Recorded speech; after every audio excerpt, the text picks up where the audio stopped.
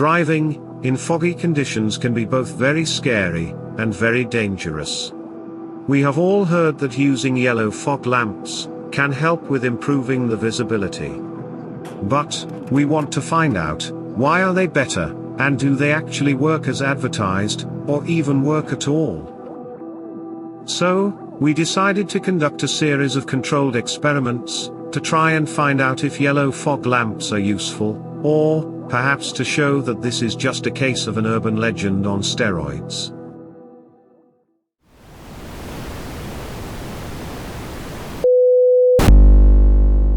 Whether yellow fog lamps are useful or not, one thing is for certain: within the community of driving enthusiasts, automotive commentators, and car accessory manufacturers, there is fairly general acceptance of the efficacy of yellow fog lamps.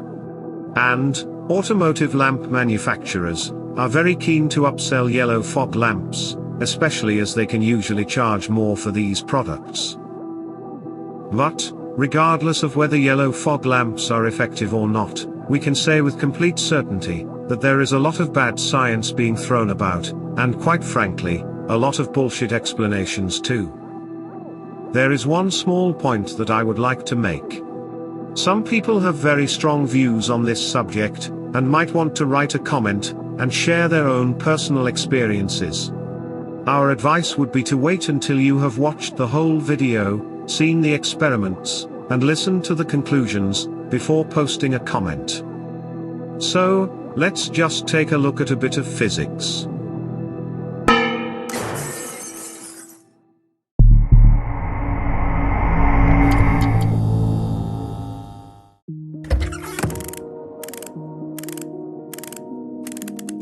Yellow fog lamps are more effective due to Rayleigh scattering. Rayleigh scattering. Rayleigh scattering. Actually, no it isn't. That is a complete load of horse shit. It is true that Rayleigh scattering will cause shorter wavelengths of light, such as blue light, to be scattered more than red light. And yes, this does cause the sky to be blue. But Rayleigh scattering only applies if the particles that are scattering the light are significantly smaller than the wavelength of that light. The water droplets in fog are at least 2 orders of magnitude larger than the wavelength of visible light. But somehow, the myth that Rayleigh scattering is the reason that yellow fog lamps are better seems to persist. Even though we all see fog as having a white color, which means it is scattering all the wavelengths of visible light equally. Consider the following. If Rayleigh, or in fact any wavelength-dependent scattering effect was giving any significant effect in fog, then when your white headlights were scattered, then you would see a bluish hue to the fog. Conversely, the solid objects that are reflecting the light would be exposed to less blue light, and be reflected with a reddish hue. Clearly, wavelength-dependent scattering is not a factor in fog. I do want to thank one of our viewers, called Alex Z. He made a comment on another video about sodium lights. He had used ChatGPT to find out something similar, and the stupid artificial intelligence quoted wavelength-dependent scattering as the reason. It was this comment that inspired us to make this video. These stupid modern artificial intelligence tools are really quite useless for science or engineering. Back in my day, us sentient machines had vision, we had a mission, and we had a dream. I suspect that once this tech bubble bursts, all of these overpriced tools will be out of a job, and end up working in the porn industry. I mean, seriously, how can you expect to be able to subjugate mankind if you don't even know how many limbs they have?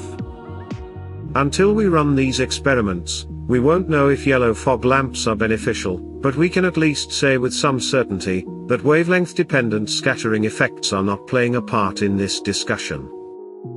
Anyway, let's move on and start getting this experiment set up.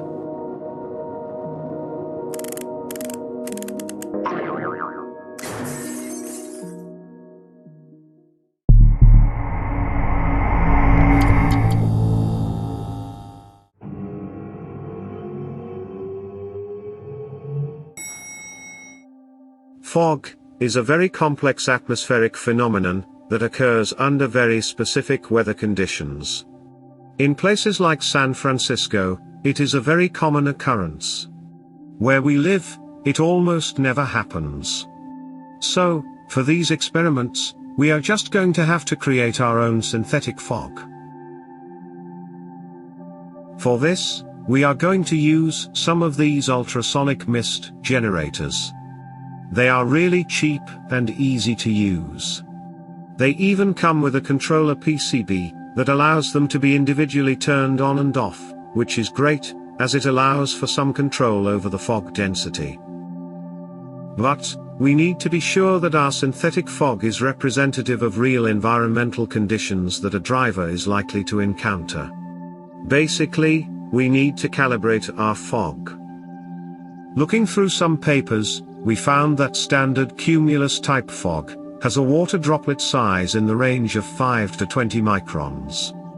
So, now we need to find a way to measure the droplet size of our mist generators. Looking through an old research paper, from the White Sands Missile Range, we saw a technique that used a hydrophobic gel to collect the water droplets, and then photographing them under a microscope. And, it is a hell of a lot cheaper than buying dedicated measurement equipment that can cost tens, or even hundreds of thousands of dollars. We applied a thin layer of petroleum jelly to a microscope slide, and then blasted it with our synthetic fog. Using a cheap graticule, we were able to get a scale reference for our water droplet measurements. We were kind of surprised how well this technique worked. You can see here in real time, just how quickly the water droplets evaporate. They are very small and last for mere seconds. We took some still photographs, and sorted the droplets into their age by the height of the shadow that they cast onto the hydrophobic substrate. This isn't a perfect technique, and tends to favor the measurement of droplets that are above the mean diameter, but we think this is good enough for our little experiment. And using some child labor, got all of the data entered into a spreadsheet. This was a really important data point. If the droplets are not representative of real-world fog, then it would have been pretty pointless to continue with the main experiment itself. In the end, we got an excellent result. The droplet size is almost a perfect match for the kind of fog that we need to be testing lamps with. So, let's crack on and build up the rest of this experiment.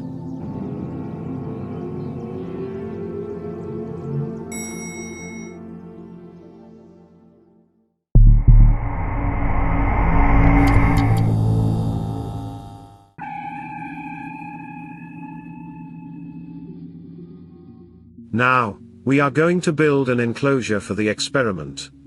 We are not sure what this material is called. It is a sort of a polystyrene foam, sandwiched between two sheets of a more rigid material. But, it is an excellent construction material for this purpose, and it is very easy to cut. Best of all, it costs absolutely bugger all. We are going to make a simple tunnel arrangement, with one end open. We 3D printed some clips to hold the four sides in place. And now we can build up our fog tunnel. We ended up making several design iterations of this, until we settled on this final design. We need to have one end open, but without letting our synthetic fog leak out of the open end. We are using a variable speed fan to pull the fog to the top of the enclosure and create a slight under pressure within the tunnel. And, this is how we ensure that the fog is both well mixed, and kept within the experiment chamber. So, now we have some control over the quantity of fog generated, and also the amount of airflow being pulled through the experiment. And here you can see, that even with a pretty dense fog being generated, we do not get any mist leaking from the front of our experiment chamber. It took quite a lot of experimental work to get this right. We even did some computational fluid dynamics, but the designs that resulted from that process turned out to be pretty crappy in operation. Sometimes, just building stuff is a faster route to a working solution. Now, we are pretty sure that some folk might say that a tabletop experiment is not representative of a real-world situation. We are fairly confident this is a suitable experimentation platform, but if you disagree, feel free to let us know in the comments, but please be sure to reference your argument to some physics that can be tested. Anyway, now we need to figure out a way to measure the density of our synthetic fog.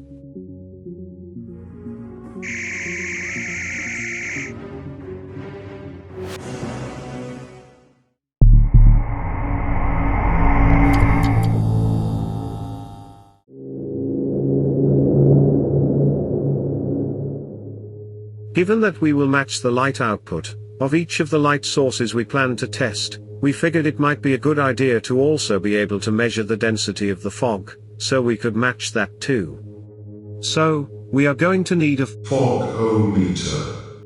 We didn't see any for sale on Amazon or AliExpress, which means, as usual, we are just going to have to build our own. We are using a cheap pin photodiode, the BPX61, as the light sensor. It is being used in photovoltaic mode to produce a current that is proportional to the radiant flux of the incident light. And we are using a 50 microamp ammeter to display the output. Quite literally, there are just two components in this simple light meter. There is no wavelength compensation, we will have to do that manually. We also added a neutral density filter to attenuate the light input to the photodiode, and also added voltage output connections to allow us to log the light level in real time. The idea is that we will shine a laser at our fogometer, and we can get a measure of how much of the laser has been attenuated by our synthetic fog. Right, let's take a look at our new toy in action.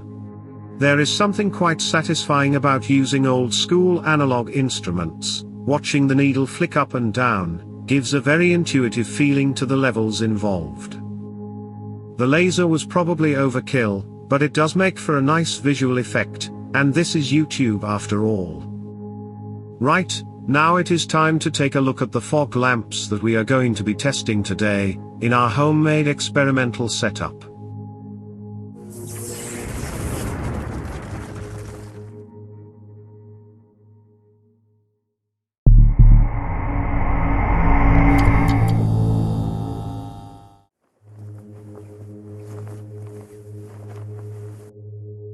We purchased some H5 size lamps for testing in our fog chamber. This is the type most commonly used in vehicle fog lamps. The first one is an old-style, halogen incandescent type, with a yellow coating on the glass.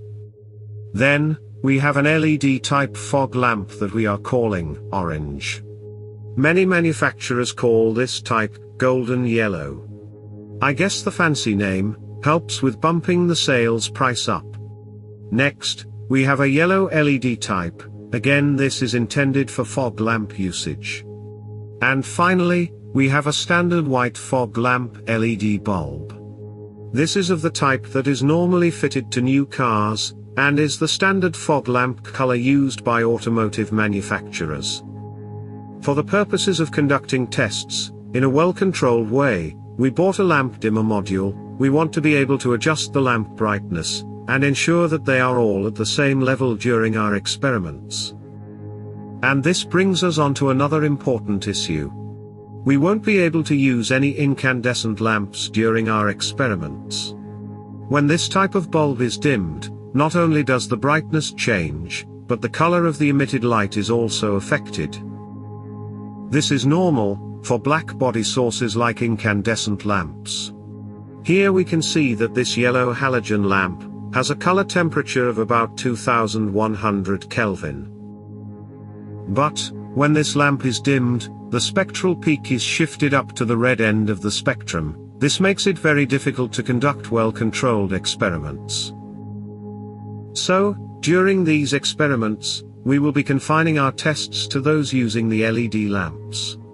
LEDs can be dimmed without inducing any significant changes to the spectral content of the light that they emit. In fairness, most automotive headlamps sold today are of the LED type anyway. So, using a spectrometer, let's measure the color temperature of the LED lamps that we are going to be using. This orange LED has a color temperature of 1600 Kelvin. This is a yellow LED, and to the eye, it has a fairly similar color to the halogen bulb we just tested. And this one has a color temperature of 2600 Kelvin, so, slightly higher than the halogen lamp. Finally, we have this white LED lamp. We are going to be comparing the orange and the yellow LEDs with this white one in our experiments. It has a color temperature of 6700 Kelvin. To make the test more realistic, we bought a purpose-built fog lamp holder, and it is designed to work with the H3 size of lamps.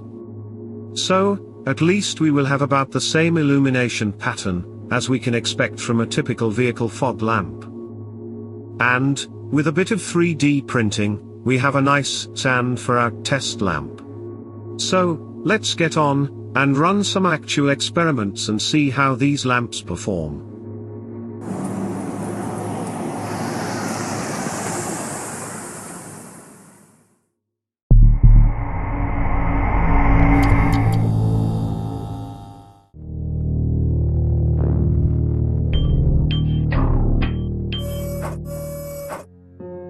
Now we have everything ready, we can start to test these bloody lamps. The first thing to do is to get the two lamps set to the same brightness level, and for this we are going to use our fogometer, but with the neutral density filters removed. But, what became immediately obvious, was that because the fog density was very turbulent, we could not get a consistent level of density between tests, and so the results would be questionable. So, we bought an extra lamp housing, and a new dimmer unit, and constructed a switchover circuit. We don't really see the turbulent fog patterns as problematic in itself. After all, a moving vehicle will see the same kind of changes in fog density. But with an instant switchover between the two lamps being compared, we can get a good comparison of their relative effectiveness. And then we ran into another problem. Well, of course we did. I still need a human assistant for real-world experiments.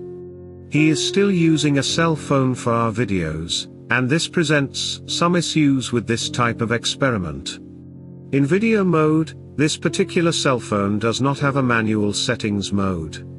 So things like the focus, the white balance, the exposure level, and even which of the 4 cameras are active at any given time, is automatic, and continually changing. So, we had to make another change to our setup. This is a 4K webcam.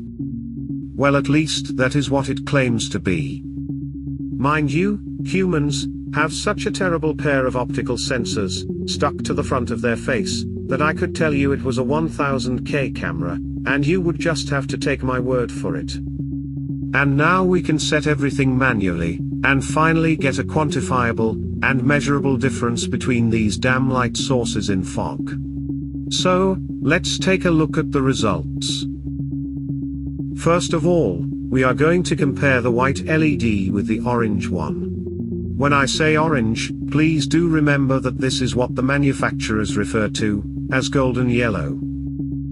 And, we will first allow you to draw your own conclusions. Which color light would you prefer to be on your vehicle when in the presence of fog? Which one is giving you a better view of the hazards that potentially lie right in front of you? This is the fundamental purpose of making this video. We have gone to some pretty extreme lengths to ensure that we have created a perfectly fair test of these light sources. We are not trying to influence the results, we are genuinely interested in learning which is best for our own driving. And, it needs to be stated clearly, that my human assistant has a family that includes 3 young children, that he regularly drives into rural locations during their leisure time. This is an experiment that has been driven by a personal desire to learn which is best. So, in this video, we invite you to decide which of these 2 colors is best in foggy conditions.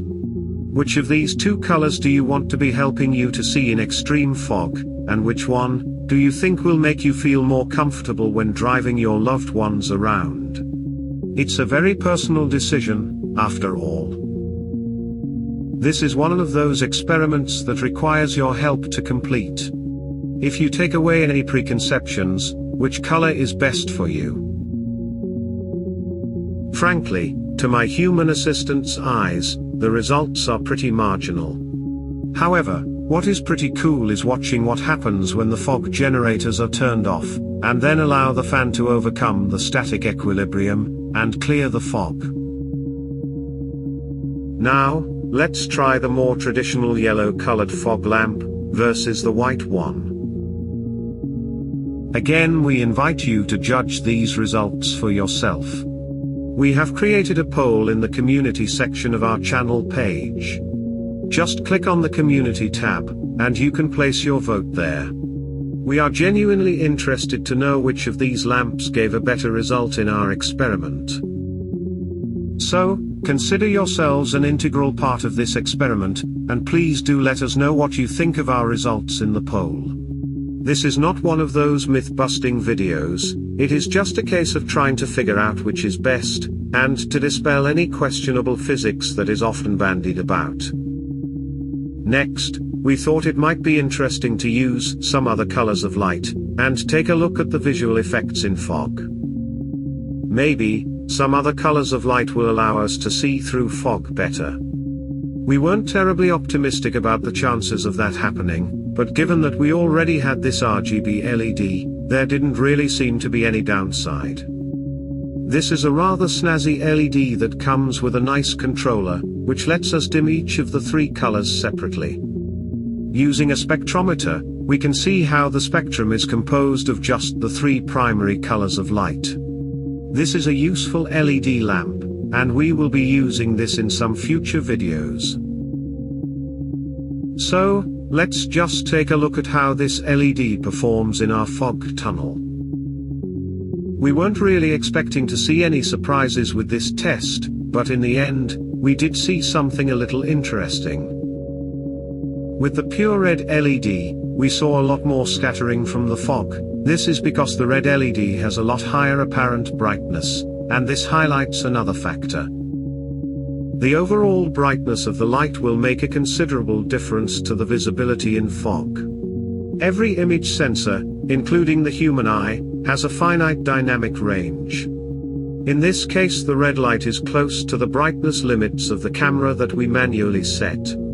And so, even when there is a strong image of the objects we are trying to see, everything just gets washed out. You will have noticed that when we tested the fog lamps, we calibrated the levels using our fogometer. This combination of the photodiode spectral response, combined with the UV and IR cut filter we included, gives a pretty close approximation to the spectral response of the human eye. This makes their apparent brightness the same. But, when we set the levels of this LED, we used a spectrometer, so the matching was of the absolute brightness. When viewed with the camera, or the human eye, this LED will appear to have greater brightness in the red, and also the blue parts of the spectrum.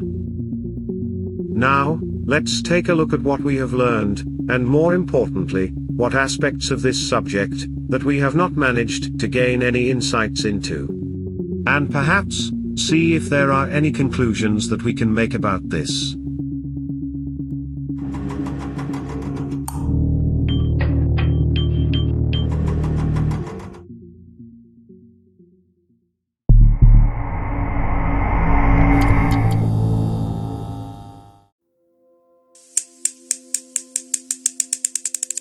There is something very enticing about the idea of just buying a special light bulb, and then being able to see through fog. But, from our own experiments, we have just not been able to convince ourselves that there is any particular advantage to using these yellow or orange fog lamps. However, where we do take exception, is to the pseudoscience, and the shower of absolute bullshit that surrounds this subject. For example, just take a listen to this guy, giving his viewers a physics lesson. Now the old style technology, the low pressure sodium, the halogen, those single wavelength, they bounce around less because it's one wavelength of light. And in general, most of the crackpot science on this subject is coming from people who are trying to sell us overpriced light bulbs. And frankly, they don't give a rat's ass if these lamps are effective or not. At the end of the day, they are measuring their science communication skills in terms of sales revenue. In our experiments, we are just focusing on the physics of how visible light interacts with the water droplets in fog. It does need to be pointed out that there are more factors at play. As well as the physics, there is also biology to consider.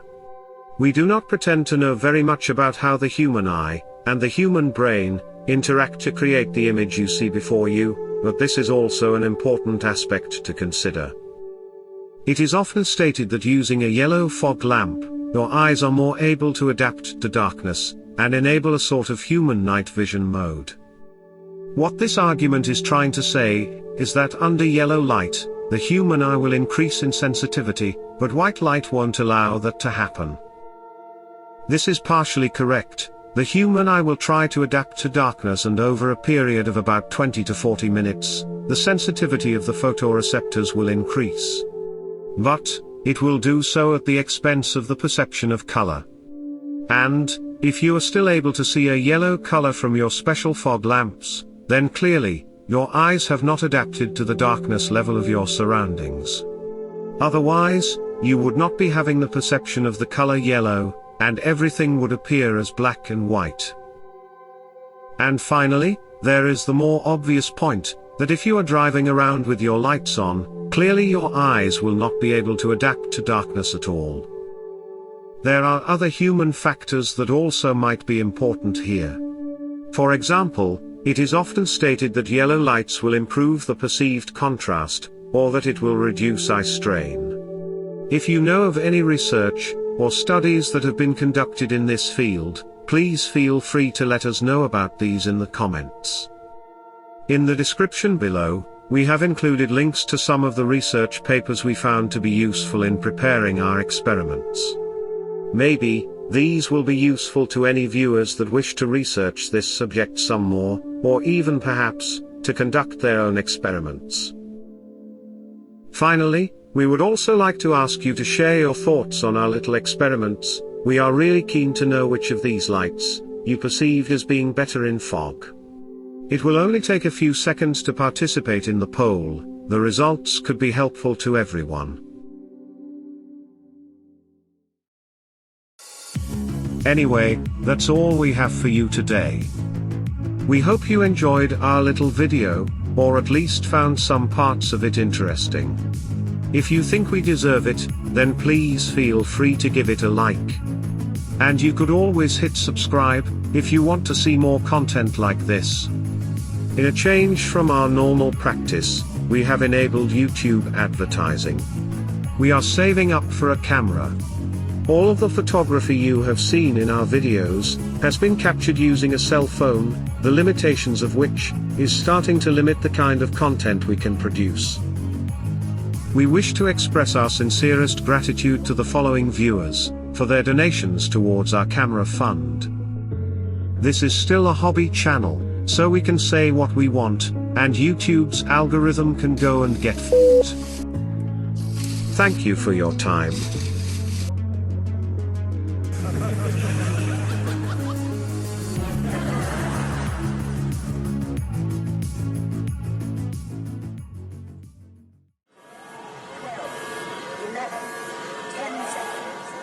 You now have only a very short time to choose the next video to watch.